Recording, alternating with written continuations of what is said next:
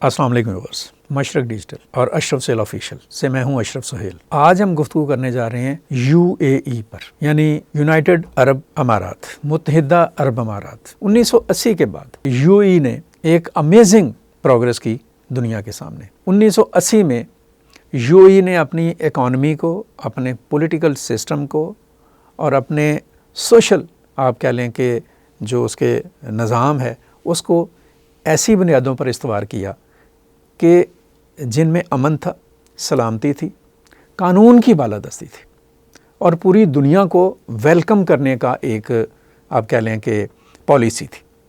یہ پالیسی بہت کامیاب رہی۔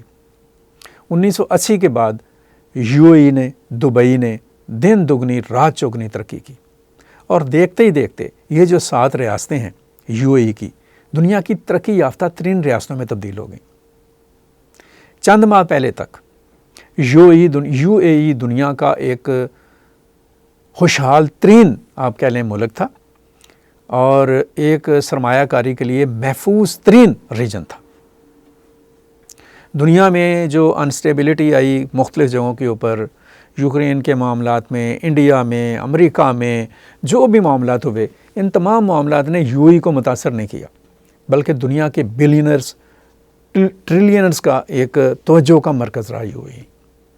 دنیا کے بہترین ہوٹلز، شاپنگ مالز اور آپ کہہ لیں کہ پراپرٹی اور IT اور دیگر قسم کے جتنے بھی آپ کہہ لیں کہ شعبے ہیں اکانومی کے، ان میں ایک بوم تھا UAE کے اندر۔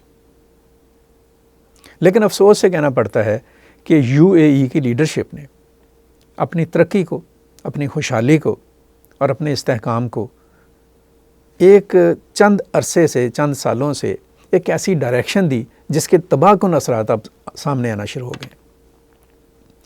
UAE جو ہے وہ ایک ایسی سوچ میں مبتلا ہو گیا، یا اسے ایسی سوچ میں اس کے دوست نما دشمنوں نے مبتلا کر دیا کہ آپ ذرا تھوڑا سا خطے کا امریکہ بننے کی کوشش کریں اور اس کے لیے آپ دائیں بائیں ہاتھ ماریں۔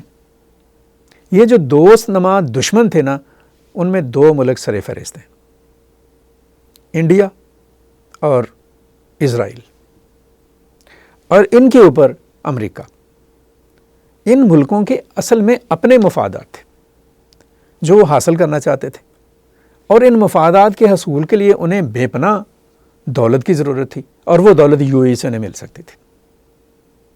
چنانچہ کبھی جسے کہہ لیں کہ کوریڈور بنایا گیا انڈیا سے UAE اور UAE سے آپ کہہ لیں کہ حیفا اور پھر وہاں سے یورپ، اس طرح کی پلاننگز کی گئی اور UAE کو سبز باغ دکھائے گئے، سہانے باغ دکھائے گئے، خوشحال مستقبل کے اور طاقتور ملک کے جسے کہا جا سکتا ہے کہ اس کو کہانیاں سنائی گئیں۔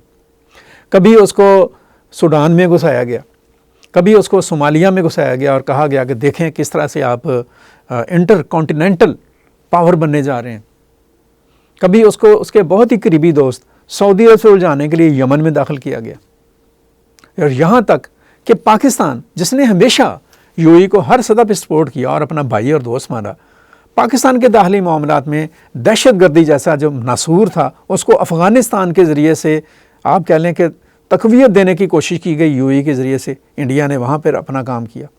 کراچی جیسے بین الاقوامی شہر کو، اس کی ساکھ کو، اس کی شہرت کو، اس کے امن کو دھچکا پہنچانے کے لیے UAE کو استعمال کیا گیا۔ گوادر کو ناکام بنانے کے لیے UAE کو استعمال کیا گیا۔ لیکن اس طرح سے جب ہم وہ کہتے ہیں نا جنہیں کھادیاں گاجراں ٹیڈوں نہ دے پیڑ، یہ جو اتنی گاجریں کھاتا جا رہا تھا نا UAE، اور وہ سمجھتا تھا کہ اس کے پیٹ میں درد نہیں ہوگا، یہ اس کی خام خیالی تھی۔ اس طرح کے جب ہم کام کرتے ہیں اور اس طرح کی جب ہم پالیسیز اختیار کرتے ہیں جن میں انتہا پسندی ہوتی ہے، جن میں جارحیت ہوتی ہے، جن میں ایک شدت ہوتی ہے، اور جن میں دوسرے ملکوں کا اور خاص طور پر دوست ملکوں کا احترام شامل نہیں ہوتا، ان میں ان کے خلاف ایک ڈرٹی انٹریگ ہوتی ہے اور اس پر عمل کیا جا رہا ہوتا ہے، تو پھر اس کے لامحالہ اثرات آتے ہیں۔ اور اس حوالے سے جو تابوت میں آخری کین ٹھونکا وہ UAE نے یہ کام کیا کہ ایران کے خلاف ہونے والی جو بھی منصوبہ بندی تھی اس کا مرکز بنا، جس کا ابھی ایران کے وزیر خارجہ عباس عراقچی نے انڈیا میں اظہار کیا کہ UAE کے لیڈرز نے، حکمرانوں نے اسرائیل کو سپورٹ کیا، امریکہ کو سپورٹ کیا، ان کو اپنے گھر میں جگہ دی کہ آپ آئیں اور حملہ ور ہو جائے ایران کے اوپر۔ آپ آ جائیں، ہم آپ کو ایک آپ کہہ لیں کہ اسٹیج فراہم کرتے ہیں کہ جہاں سے آپ اٹیک کریں گے. لیکن وہ ساری پلاننگ اور جو پچھلے سارے کام تھے وہ بدقسمتی ہی کہا جا سکتا ہے یو اے کی، اور وہ ایسی بدقسمتی ہے جو اس نے خود انٹینشنل خریدی ہے، اس کے گلے میں پڑ گئی. ایران نے اس جنگ میں جو ایران پر مسلط کی گئی، جب اسے پورا علم ہوا اور علم تھا بھی کہ اس کا جو اصل کھلاڑی ہے اور یا تیسرا فریق جون سا ہے اسرائیل اور امریکہ کے علاوہ یو اے ای ہے، تو پھر اس نے یو اے ای کو آڑے ہاتھوں لیا. ابھی آج بھی اس کا جو ایٹمک پلانٹ ہے اس میں آتش زدگی ہوئی ہے، ڈرون گرا اس کے اوپر. اور پچھلے آپ کہہ لیں کہ 2 مہینوں میں ایران کے حملوں نے یو اے ای کا وہ حشر کر دیا ہے کہ مجھے دکھ سے کہنا پڑتا ہے کہ لمبے عرصے تک یہ جو ملک ہے اپنے پاؤں پر کھڑا ہونے کے قابل نہیں رہے گا. اور اگر اس قسم کی ہاکس اپروچ اس نے نہ چھوڑی تو پھر یہ ماضی میں واپس بھی جا سکتا ہے، اسی صحرائی زندگی میں، اسی آپ کہہ لیں کہ پسماندگی میں، اور اسی جسے کہہ لیں کہ ایک بے سروسمانی کے عالم میں. انڈیا اور اسرائیل کو جس طرح سے یو اے ای کے حکمرانوں نے اپنا مائی باپ بنایا ہوا ہے، ابھی انڈیا کے وزیر اعظم نے دورہ بھی کیا ہے، لمبے لمبے معاہدے کیے ہیں، پیسہ کھینچا جا رہا ہے یو اے ای سے، اسرائیل وہاں پر انٹروین کر رہا ہے اور وہاں پہ انویسٹمنٹس ہو رہی ہیں، یو اے ای کی زمینیں خریدی جا رہی ہیں. یہ ایک پلان ہے، یہ ایک آپ کہہ لیں کہ راہداری بنائی جا رہی ہے یو اے ای کی. گریٹر اسرائیل کا ایک نیا اسٹیشن بنے گا، یہاں سے وہ انڈیا آئیں گے، انڈیا سے ادھر جائیں گے انڈیا والے، اور ان حکمرانوں کو جو یو اے ای کے حکمران ہیں انہیں غالباً اپنی آزادی، اپنی خود مختاری، اپنی سیلف رسپیکٹ کا احساس تک نہیں ہے.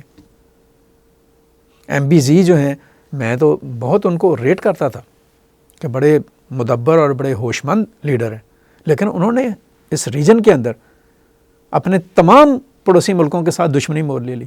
ایک طرف اس کی جو بارڈر ہے وہ ملتی ہے ایران کے ساتھ، اور ایران کے جو کچھ انہوں نے کیا وہ ایرانی بولنے تو نہیں لگے ہیں. دوسری طرف ان کی بارڈر سعودی عرب کے ساتھ ہے، اور سعودی عرب کے ساتھ یمن کے ذریعے جو انہوں نے کرنے کی کوشش کی وہ سعودیز بھی نہیں بھولیں گے. مصر کے ساتھ آپ کا پنگا، قطر کو آپ نے تنگ کیا، پاکستان کو آپ نے پریشان کیا، اور دیگر جسے کہا جا سکتا ہے کہ جو آپ کے قریبی اور دوست ملک تھے ان سے آپ الوف ہو گئے ہیں. اور یہ جو آپ کا جو پلان ہے، اور پھر حساب یہ نکالتے ہیں کہ جی پاکستان میں جو آپ کے ملک میں پاکستانی ہیں ان کو نکال دیں گے، تو نکال دیں گے تو کیا ہوگا بھائی؟ یہ آپ کے اندر کا جو کرود ہے اور نفرت ہے وہی دکھائی دے رہی ہے نا، اس کے علاوہ تو کچھ بھی نہیں ہے. ہم نے تو آپ کا کوئی چیز خراب نقصان نہیں کیا، پاکستان نے تو کبھی یو اے ای کا نقصان نہیں کیا. آپ کی تعمیر، آپ کی ترقی، آپ کے استحکام، آپ کی سلامتی کے لیے پاکستان نے ہمیشہ کوشش کی ہے. وہ امارات ایئر لائن ہو یا کوئی بھی دیگر چیزیں ہوں، آپ کی کنسٹرکشن ہو، پاکستان کا بہت بڑا رول ہے اس سارے معاملے میں. لیکن آپ کو ظاہر ہے کہ انڈیا اچھا لگتا ہے، اچھا لگے بڑی اچھی بات ہے، لیکن انڈیا اگر آپ کو کہتا ہے کہ پاکستان کے خلاف ہم سازش میں آپ کا ہمارا حصہ بنو، تو آپ کو اس کے اوپر سوچنا چاہیے. آپ کو اسرائیل اچھا لگتا ہے، 100 بسم اللہ، لیکن اسرائیل اگر یہ کہتا ہے کہ آپ گریٹر اسرائیل کا حصہ بن جائیں تو آپ کو سوچنا ہوگا. نہیں سوچیں گے تو سمپل سی بات ہے کہ تمہاری داستان تک بھی نہ ہوگی داستانوں میں. یو اے ای ایک نئے زوال کا شکار ہے، ایک نئے مسئلے کا شکار ہے، ایک نئی آپ کہہ لیں کہ ایک ایسے آپ کہہ لیں کہ دائرے میں اور ایک ایسے گلچ میں پھنستا چلا جا رہا ہے جس سے نکلنا اس کے لیے مشکل ہو جائے گا. اس دلدل سے نکلنے کا ایک ہی راستہ ہے کہ یو اے ای دوستوں اور دشمنوں میں پہچان کرنا سیکھے. یو اے ای اپنی معیشت پر توجہ کرے، خواہ مخواہ کا جنگی جنون کا بادشاہ بننے کی کوشش نہ کرے. یو اے ای کے حکمران جو ان سے ہیں وہ اپنے خطے میں جو موجود ملک ہیں ان کا اعتماد حاصل کریں، ایران سے لے کر سعودی عرب تک کا.